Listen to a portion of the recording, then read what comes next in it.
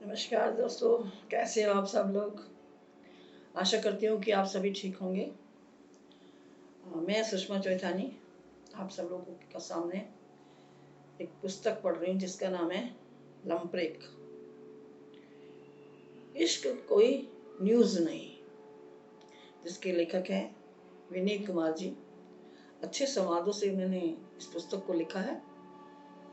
पहले भी एपिसोड आप सुने होंगे। अगर आपको अच्छा लगा हो तो लाइक करें, कमेंट करें और सब्सक्राइब करें। तो आइए आज इसी पुस्तक का इश्क कोई न्यूज़ नहीं, इसका चौथा एपिसोड शुरू करते हैं। प्लीज क्षणिका, अब मुझे अपने कमरे पर जाने दो ना। अब तो मैं ठीक भी हो गया। पिछले साल 7 दिनों में पिछले 7 दिनों से सब कुछ छोड़कर तुम मेरे पीछे ऐसी लगी रही हो कि तुम्हें अपनी इधर तक वाश करने का समय नहीं मिला। अब आई मीन तुम मुझे पीछे मेरे कपड़े भी चेक करता रहता है। मेरा मतलब है तू ये भी नोटिस करता है कि मेरी कितना ब्रा कितना पैंटी नहीं धुली है। रियलिटी डिस्कस्टिंग यार। निकल, अभी निकल मेरे घर से। तू चला ही जा, यहाँ रहेगा तो तेरा दिमाग और सड़ जाएगा। मैम शणु, आप मुझ पर क्यों नाराज होती हैं? 1 मिनट, मैं दरवाजा खोलता हूँ, आप बस वॉशरूम में इन करना। मुझे कहीं नहीं जाना तेरे साथ। तू निकल मेरे घर से, अभी के अभी बस। क्षणिका ने के दरवाजा बंद करते ही एक एक करके उसके पीछे सारे टंगे कपड़े गिरने लगे। वह शर्माती और सिमटती कि नश्वर ने तपाक से चढ़ा। पता है ये पुष्प वर्षा आपके जाने के बाद मेरे ऊपर कम से कम 10 बार होती है। और तू कमीना तब भी इन्हें इसी खूंटी पर वापस टांगता रहा। उठकर वॉशिंग मशीन में नहीं डाल सकता था? देख नहीं रहा कि जब खूंटी एक है तो दर्जन भर इनर कैसे टांग जाएंगे? तूने जानबूझकर मेरे को एम्बेरस करने के लिए किया सब। और आप जब देख रही हैं कि एक ही खूंटी है, घर में बीमार ही सही पर एक लड़का है, तो इतनी सारी उस पर लादी ही क्यों? वो मेरी आदत है, ये तो तेरे को समझना था ना।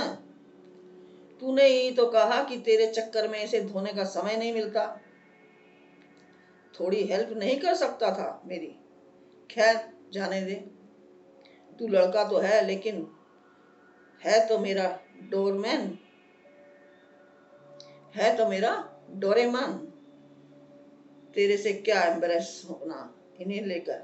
बस ये बीमार वर्ड बातचीत में से हटा ले तू। तुम थोड़ी देर और पास बैठो ना शणु। ऑफिस फोन करके बोल दो ना ट्रैफिक में फंस गई हूँ। क्यों बेटू, अब अच्छी लगी ना मेरे परफ्यूम की खुशबू? कल ऑफिस जाते वक्त क्षणिका की आंखों में अरमानी की परफ्यूम की बोतल से भी जो मोटे मोटे आंसू थे, आज वो खुशबू बनकर तैर रहे थे। उसे लगा नश्वर साहब कल तो इसकी कीमत सुनकर ब्लास्ट हो रहे थे। क्या इस धरती पर किसी को अरमानी की परफ्यूम रिजेक्ट करने का हक नहीं है? आज इसकी खुशबू के आगे कीमत भूल गए। सच कहूं, परफ्यूम की नहीं, भुने जीरे लगे हाथ से जो पानी दिया ना, उस गिलास से आती खुशबू। तुम रोज टिफिन पैक करने के बाद मेरे पास आकर बैठ जाया करो ना। इस बीमारी में मुझे तुमसे हल्दी धनिया जीरे पाउडर की आती खुशबू अच्छी लगती है। तुम्हारी परफ्यूम अभी मुझे हॉस्पिटल की फिनाइल और मेडिसिन की स्मेल जैसी लगती है। भुने जीरे हल्दी का फ्रैंकनेस जाए भाड़ में। साफ क्यों नहीं कहते नश्वर कि तुम्हें मेरा मैरिज मटेरियल बन जाना ज्यादा पसंद है, जो दिन रात चूल्हे चौके में फंसी रहे। हद हो गई यार। 4 दिन बीमार क्या हुए, एकदम से टिपिकल हस्बैंड हो गए हो। नेहरू विहार। नेहरू विहार की इस छत पर अब किसी और जोड़े ने कब्जा जमा लिया था। वह बातचीत में लगातार बिना मालिक को हट कर बता रहा था कि इधर इसने मुंह फुला लिया। शरीर पर स्लीवलेस स्टाफ ने अपने होने का एहसास पल भर में खत्म कर दिया। वह बहस करने के मूड में नहीं थी, चुपचाप उठकर अंदर चली गई। अब वापस 10 मिनट बाद हॉट पैंट में थी। इन नजारों से छट कर अब की बार उसने खाली छत के ओर छोर पर नजर डाली। उस पर भी यादें उभरने लगी। उसकी अंगूठी देखने के बहाने उसने स्मृति का हाथ छू लिया। तभी उसने अपना हाथ वापस खींच लिया और उंगली से अंगूठी निकालकर उसकी हथेली पर धर दी। 2004 की बेंच में कितनी अलग थी नेहरू विहार की ये छत, जो अब 2 हिस्सों में बट गई। रिएक्ट क्यों कर जाती हो एकदम से? शहर क्या चला जाता है ये लिखने में कि मुझे यहाँ का खाना कैसा लगा। एफबी पर तो वैसे खाना क्या, अंड बंड कुछ भी लिख मारती हो। 3 बार कह चुका है। मैम प्लीज फीडबैक दे दो।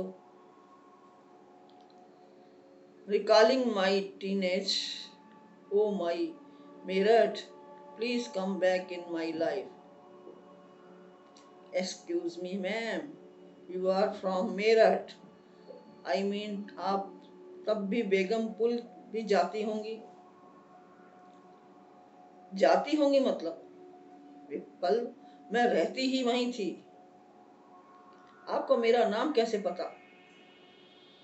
मैं मेरठ के एक एक बंदे का नाम गिना सकती हूँ, चाहे जिस भी कोने में से हो।